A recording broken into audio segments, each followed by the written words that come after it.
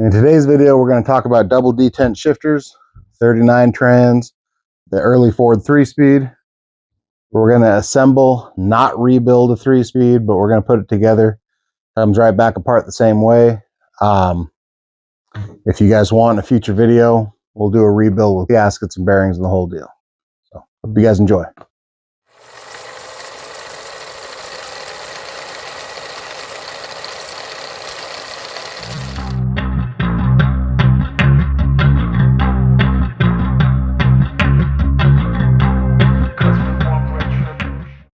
Welcome back to the channel, guys. In this video, we're going to be tackling a 3-speed. We're going to talk about some things about the Ford 3-speed. We're going to talk about some differences, what to look for. We're going to take a look at Mac Van Pelt's book on the early Ford transmission. I'm not going to give away all of his tips and tricks because I'd like you to go buy his book and support him, but we'll kind of go over how this can help you. In this video, we'll be assembling my buddy Rocky's 38 double detent 3-speed. Now, they always say that, you want to look for the double detent shifter. There's a caveat to that. And the reason you're looking for the double detent shifter, here's the shifter. Here's the detents here. 1, 2. Double detent. Single detent will only have a protrusion on one side with this little threaded in deal. You're looking for the double detent shifter because that usually indicates a 39 transmission, which will have synchronized gears. It has a special shift top. It's still a floor shift tranny. It's before they went to the column shift. The caveat is in late 38, they also made a double detent shift top, which is what this is.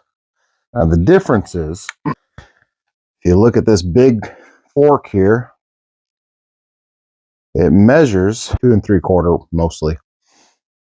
Most guys will call that 2 3/4 fork. So that's the late 38 fork.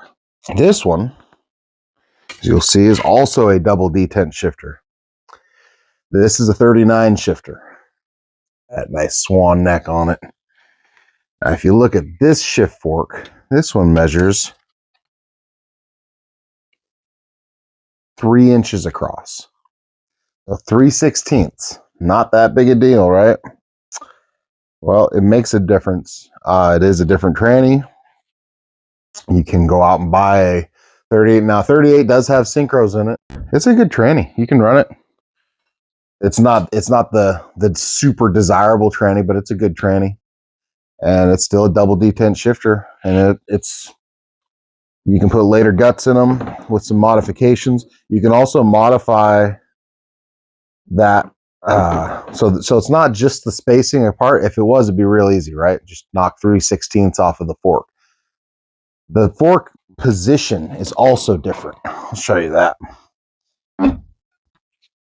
So when you hold them up side by side, the distance forward is different. You might not be able to see that, but it's almost this. It's basically the spacing of a shift fork forward or back on this one. Now, one way that guys will do that, they'll fix that, is they'll take the big, so they'll take one of these, the 38, they'll take the big shift fork off of a side shift tranny, which isn't worth a whole lot. I mean, it is, but not if you're looking for top shifters, and they'll cut the fork off. Then they will remove this fork and weld that fork onto it, spacing it appropriately. I would say if you're going to do that, you should probably drill and pin also. There's a lot of guys out there saying, oh, you can't do that. And then there's other guys saying, oh, I did that and ran it for years and drag raced it, no sweat. So a lot of different opinions. But yeah, so those are our main differences. The one we're working on is a 38. It's a late 38. All the gears are in good shape. We're going to clean up the case with a little brake clean and clean up the gears. Everything's kind of covered in a thin layer of oil that's sat in the shop with a bunch of dust on it. So Get everything cleaned up and start assembling.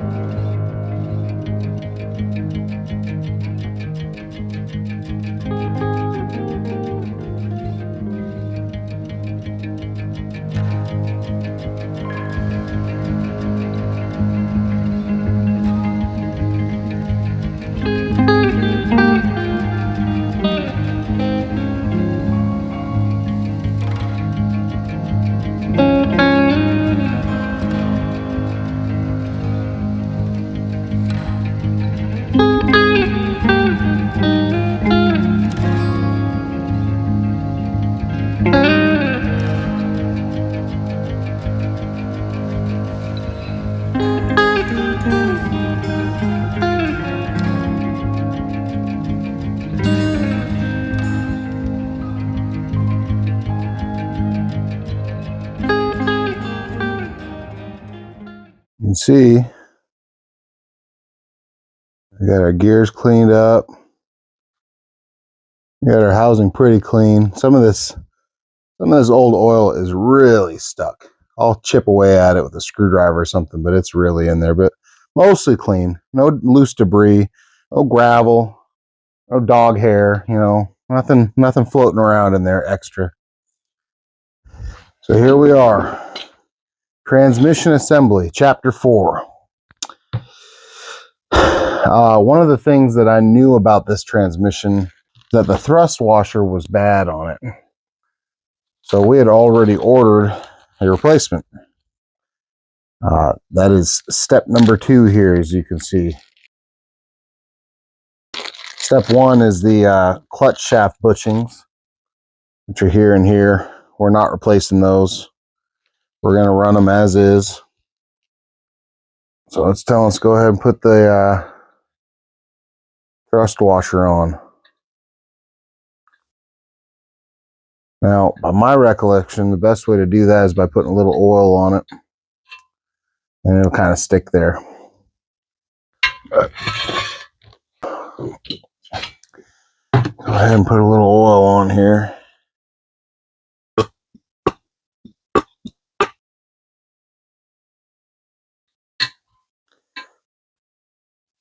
Now this is showing us how to assemble the cluster gear, which is this guy, which we were cleaning up outside. The way they're showing how to do it is we go ahead and put a bearing on either end of the spacer, and that goes through. Now the cluster gear is going to go right in here. That's the main shaft there. It goes in this way. The large part of the gear goes forward. Now, one of the other differences on these transmissions versus the earlier cases, so that 38, this one has it. If you're talking like a 36 or 37, it wouldn't have this big recess down here in the bottom to clear this gear. You can still use those cases with later gears, but you got to recess that. You got to grind that out with a die grinder or something. This is ready for install. I do have to clean this up first, though. This guy goes right on here. A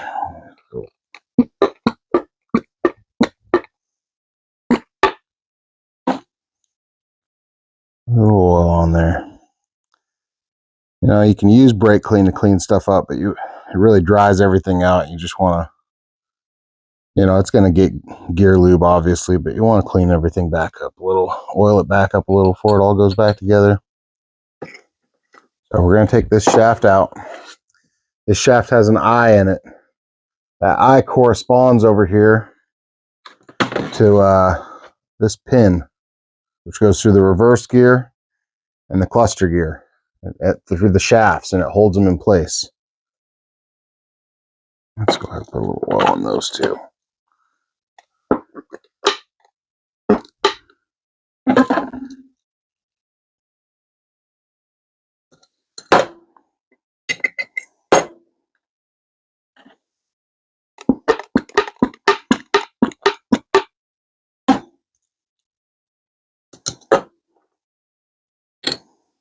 Okay. So we got it in there. We are not supposed to put the shaft in yet.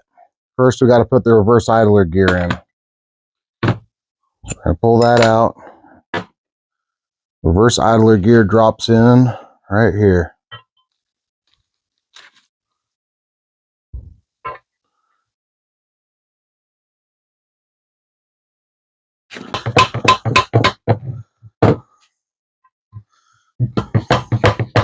So the shaft, we want to make sure lines up with this hole. You guys can see that. There's a hole right here. So as we put that in, we got to make sure that aligns just right. Adjust it by using the pin.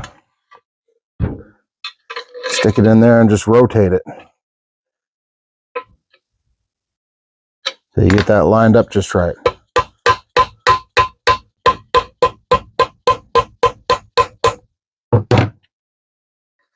Pin should be able to fit in there when you're all done.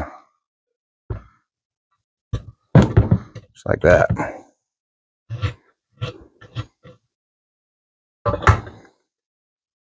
That pin is going to go all the way through once we put this shaft in.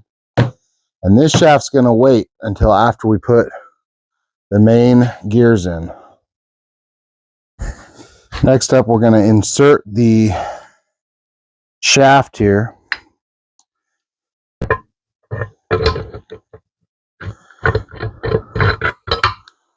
You got to put it in, tap it through, then install this. Then that can come back in. Easy peasy, right? Now the front shaft, you load the bearing in, comes in from the front.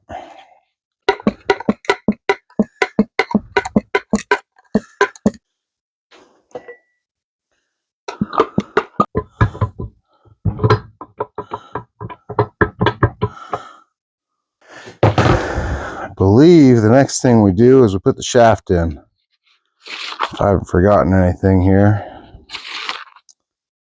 Yep.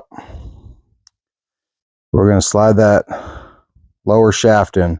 We got to remember to orient that eye so it'll line up.